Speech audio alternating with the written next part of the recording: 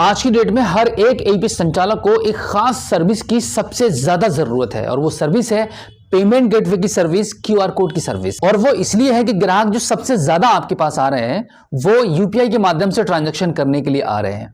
पहले आधार कार्ड के through, ATM card के थ्रू लोग आते थे पैसा निकालने के लिए।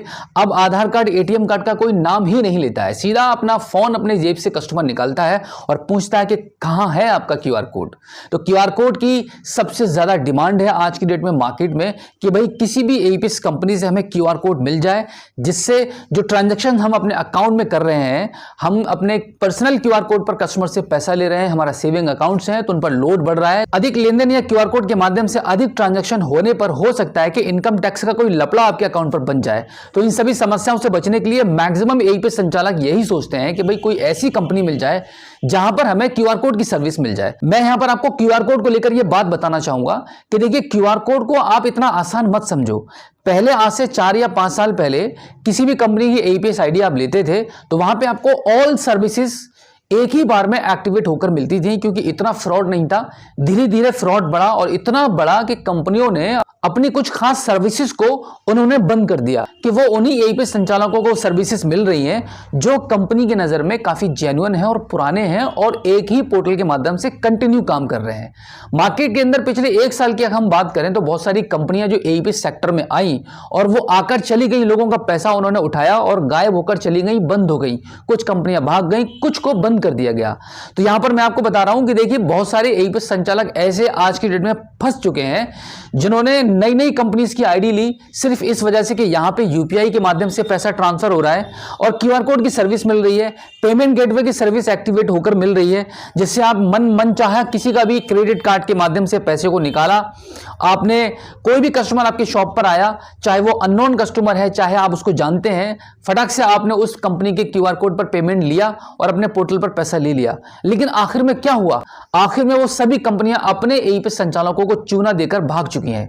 तो यहां पर मैं आपको बता दूं, देखिए, क्यूआर कोड की डिमांड है, ठीक है, आपको कोई ना कोई रास्ता निकालना पड़ेगा, लेकिन क्यूआर कोड के लालच में आप किसी भी ऐसी वैसी कंपनी से जुड़ने की आपको बिल्कुल भी जरूरत नहीं है जो फ्यूचर में आपको काफी लंबा नुकसान पहुंचाए। अब यहां पर मैं आपको बता दूं कि देखिए, अगर आप रॉयनेट के एपीएस संचालक हैं, अगर आपको रॉयनेट पोर्टल के माध्यम से क्यूआर कोड की सर्विस को एक्टिवेट कराना है। क्यूआर कोड एक्चुअली एक्टिवेट होता कैसे है मैं आपको बता दूं। क्यूआर कोड एक पेमेंट गेटवे की सर्विस का एक हिस्सा है। पहले आपकी पेमेंट गेटवे की सर्विस को कंपनी के द्वारा एक्टिवेट किया जाता है आप पर भरोसा करके, और उसी के साथ में आपको स्टैटिक क्यूआर कोड की सर्विस भी मिल जाती है। आपको एक परमानेंट क्यूआर कोड मिल जाता है जिसके माध्यम से आप अपने ग्राहक से क्यूआर कोड के थ्रू पैसा ले सकते हैं और उसको कैश को प्रोवाइड करा सकते हैं, और जो पैसा कस्टमर्स के अकाउंट्स के कट के जो जाता है वो आपके पोर्टल पर जाकर स्टोर हो जाता है। लेकिन यहां पर मैं आपको क्लियर बता दूं कि देखिए, रॉयनेट भी हर किसी को अपनी क्यूआर कोड की सर्विस नहीं देता है।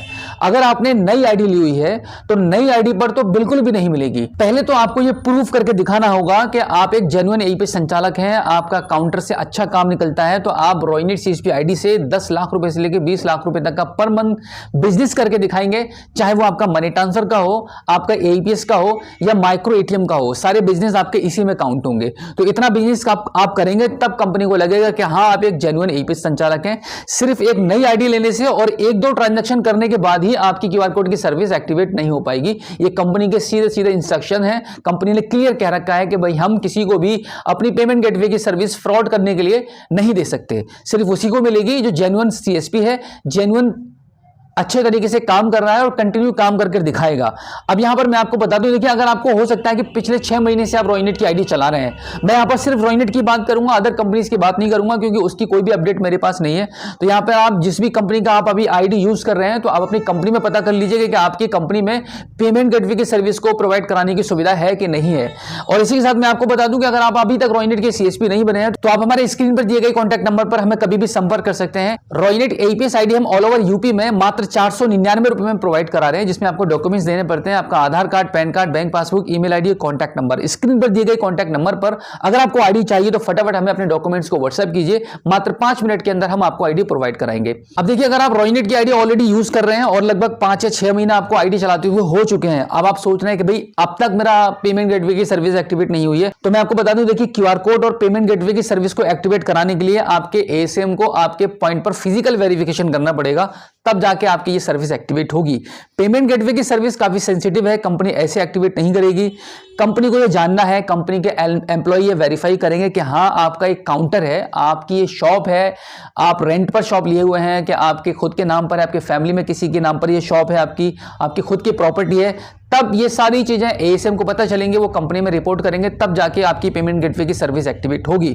और हो सकता है कि कल को आपने ही कोई फ्रॉड कर दिया पेमेंट गेटवे के साथ में, किसी के क्रेडिट कार्ड से पैसे निकाल लिए, किसी को क्यूआर कोड भेजकर आपने किसी के साथ फ्रॉड कर लिया। ऐसा मार्केट में बहुत हुआ है, पास्ट में इतना हुआ है कि इन्हीं सब झमेलों की वजह से कंपनियां बहुत सतर्क हो गई हैं और उन्होंने अपनी पेमेंट गेटवे की सर्विस को अब बंद कर रखा है। अगर आपको भी पेमेंट गेटवे की सर्विस की जरूरत है, क्यूआर कोड की जरूरत है, तो आपको इसी प्रोसेस के माध्यम से यह काम कराना होगा। तो उम्मीद करता हूं कि आज की इस वीडियो में जो जानकारी मैंने आपको दी है, आई होप आपको काफी अच्छी लगी होगी। अगर आप पहली बार हमारे स्मार्ट शॉप यूट्यूब चैनल पर आए हैं और अभी तक आपने हमें सब्सक्राइब नहीं किया है, तो प्लीज एक बार सब्सक्राइब जरूर कीजिएगा और बेल आइकन को प्रेस कीजिएगा। तो चलिए दोस्तों, मिलते हैं आपसे किसी और एक अगली वीडियो में एक नई जानकारी के साथ, एक नई अपडेट के साथ और एक नए जोश के साथ। तब तक के लिए जय हिंद।